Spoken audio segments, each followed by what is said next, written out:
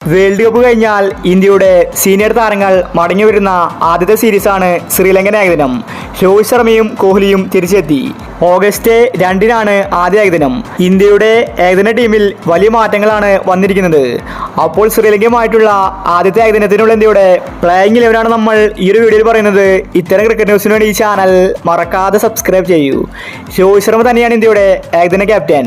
Champions ട്രോഫിയിലും Rohit Sharma ക്യാപ്റ്റനായിരിക്കും. അതുകൊണ്ട് ഇപ്പോൾ തന്നെ രോഹിത് ശർമ്മ ടീമിനെ ബിൽഡ് ചെയ്യുകയാണ്. വേൾഡ് കപ്പിൽ പുതിയൊരു ഓപ്പണിംഗ് ജോഡിയായിരുന്നു ഇന്ത്യക്ക് രോഹിത്തും കോഹ്ലിയുമായിരുന്നു അത്.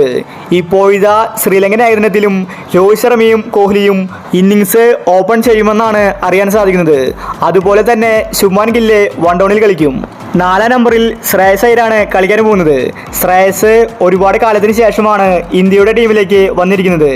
അതുപോലെ കീപ്പറായിട്ട് KL രാഹുലായിരിക്കും. ഋഷഭ് പന്തിന് ഏകദിനത്തിൽ സ്ഥാനം കാണില്ല. ബാക്കപ്പ് കീപ്പറായിട്ടാണ് ഋഷഭിനെ പരിഗണിച്ചിരിക്കുന്നത്. ഓൾറൗണ്ടേഴ്സായിട്ട് അക്സർ പട്ടേൽ ടീമിലുണ്ടായിരിക്കും. ഹാർദിക് പാണ്ഡ്യയും ജഡേജയും ഏകദിന ടീമിലില്ല.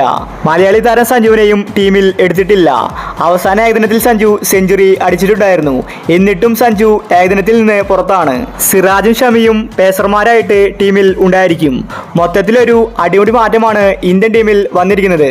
രോഹിത് ശർമ്മയും കോഹ്ലിയും തിരിച്ചെത്തിയതുകൊണ്ട് ആരാധകർ സന്തോഷത്തിലാണ്. പുതിയ കോച്ചായ ഗംഭീറിന് കീഴിലായിരിക്കും ഇന്ത്യ ആദ്യ ഏകദിനത്തിൽ കളിക്കാൻ പോകുന്നത്. അതുകൊണ്ട് ഇന്ത്യൻ ടീമിൽ വലിയ മാറ്റങ്ങൾ കാണാൻ സാധിക്കും. ആദ്യത്തെ ഏകദിനത്തിലുള്ള ഇന്ത്യയുടെ പ്ലേയിങ് 11 നോക്കാം.